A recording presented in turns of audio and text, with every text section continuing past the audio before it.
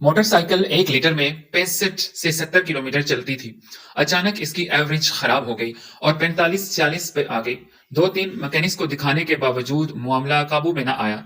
फिर एक मैकेनिक ने अपनी बेबसी का एतराफ करते हुए एक सीनियर मोस्ट की तरफ रेफर कर दिया।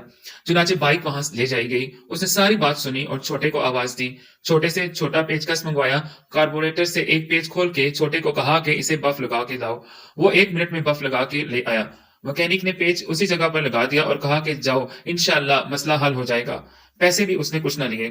चंद दिन बाद नोट किया तो गाड़ी फिर 70 किलोमीटर पर आ गई थी।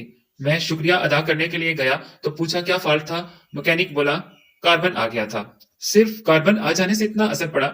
जी हाँ, दिलों पर भी कार्बन आ जाया करता है, तब दिल किसी नेकी की तरफ माइल नहीं होता। ऐसे कार्बन को दूर करने के लिए इस्लाम ने नुस्खा बता दिया है।